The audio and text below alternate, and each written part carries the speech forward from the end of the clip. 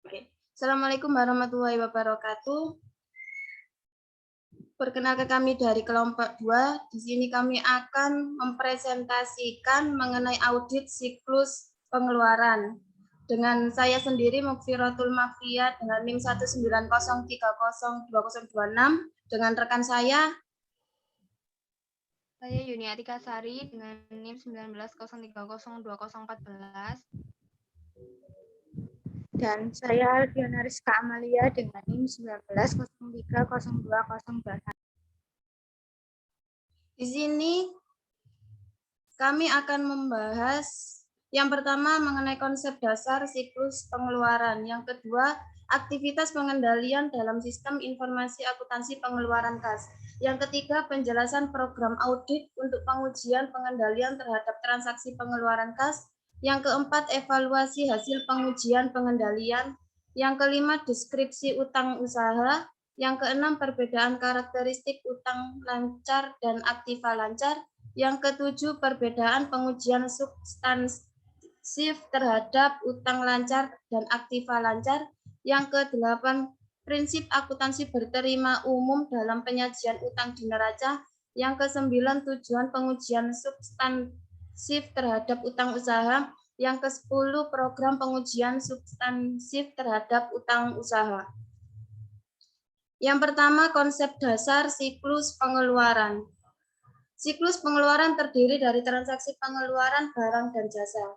Barang yang diperoleh perusahaan dapat berupa aktiva tetap dan surat berharga yang akan digunakan untuk menghasilkan pendapatan dalam jangka waktu lebih dari 1 tahun, atau persediaan dan surat berharga yang akan dikonsumsi atau digunakan untuk menghasilkan pendapatan dalam jangka waktu 1 tahun atau kurang. Jasa yang diperoleh perusahaan juga dapat dibagi menjadi dua, yaitu yang pertama yang hanya menghasilkan manfaat 1 tahun atau kurang, jasa personel, bunga, asuransi, iklan. Yang kedua, jasa yang menghasilkan manfaat lebih dari 1 tahun, aktiva tak berwujud. Tujuan audit dalam siklus pengeluaran. Tujuan audit dalam siklus pengeluaran adalah untuk meyakinkan 3 akun di bawah ini. Yang pertama ada persediaan, yang kedua beban pokok penjualan, yang ketiga kewajiban. Yang kedua, aktivitas pengendalian dalam sistem informasi akuntansi pengeluaran kas.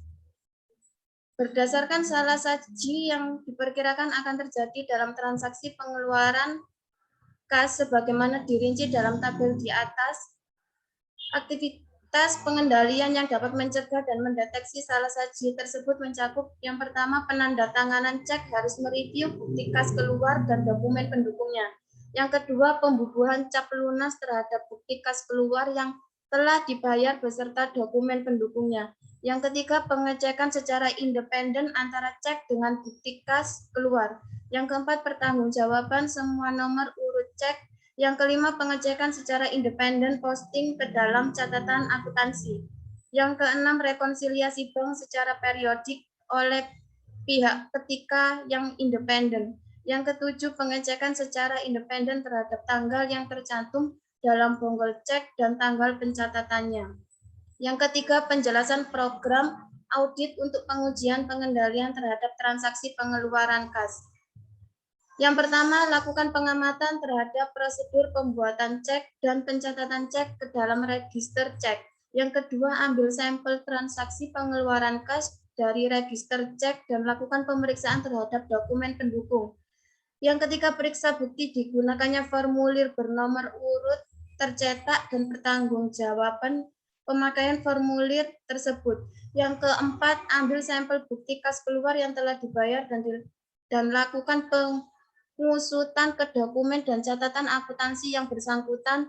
Yang kelima, periksa adanya pengecekan independen terhadap posting ke buku pembantu dan jurnal. Untuk selanjutnya akan disampaikan oleh Mbak Yuni Atika Sari.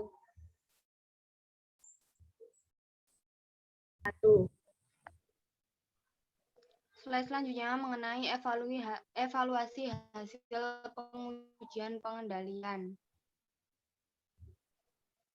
Next. Penaksiran resiko pengendalian untuk suatu aset resmi merupakan penentu tingkat risiko.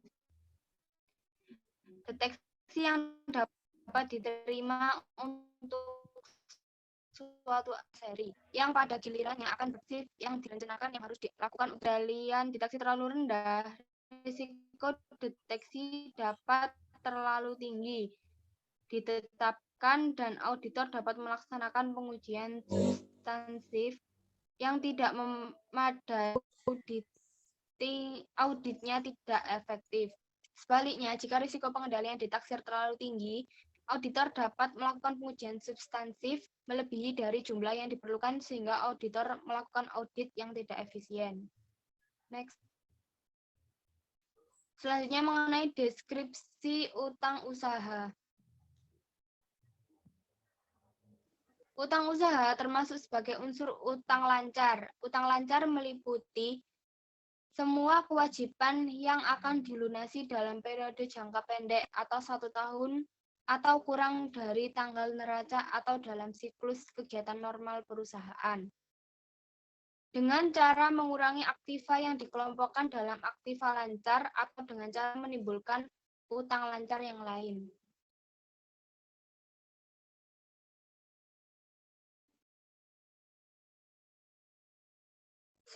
Selanjutnya mengenai perbedaan karakteristik utang lancar dan aktiva lancar.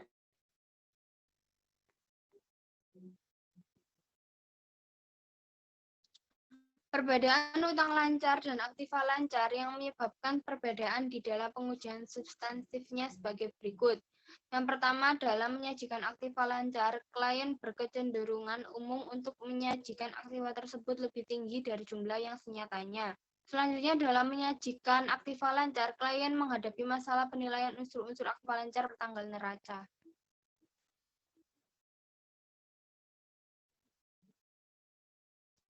Selanjutnya mengenai perbedaan pengujian substansif terhadap utang lancar dan aktiva lancar.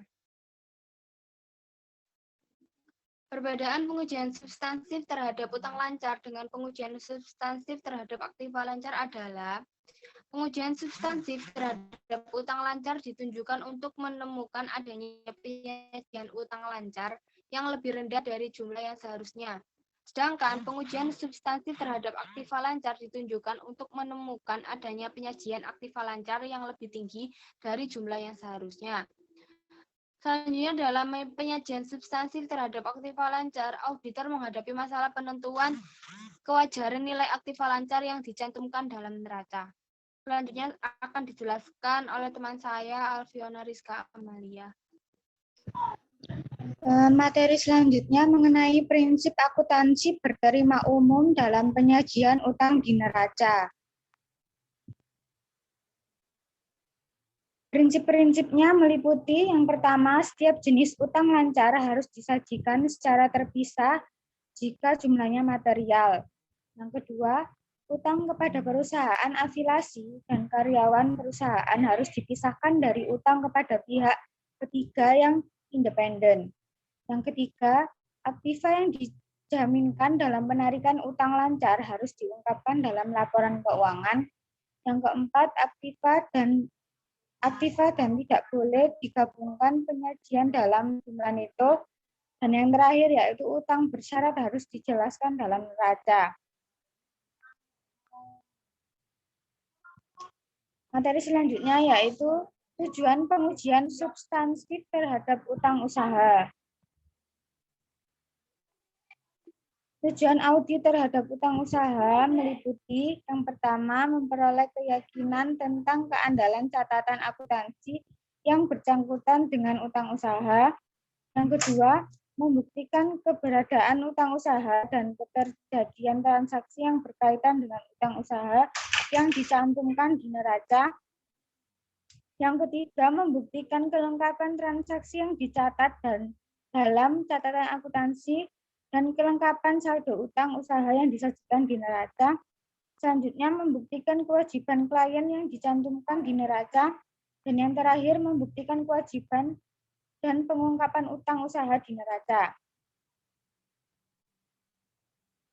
Materi selanjutnya yaitu program pengujian substansif terhadap utang usaha. Berbagai prosedur audit dilaksanakan dalam 5 tahap berikut ini. Yang pertama yaitu proses audit awal, yang kedua proses audit analitik, yang ketiga pengujian terhadap transaksi rinci, yang keempat pengujian terhadap saldo akun rinci, dan yang terakhir yaitu verifikasi penyajian dan pengungkapan. Sekian presentasi dari kelompok kami. Bila ada yang ditanyakan, silahkan. Wassalamualaikum warahmatullahi wabarakatuh. Waalaikumsalam warahmatullahi wabarakatuh.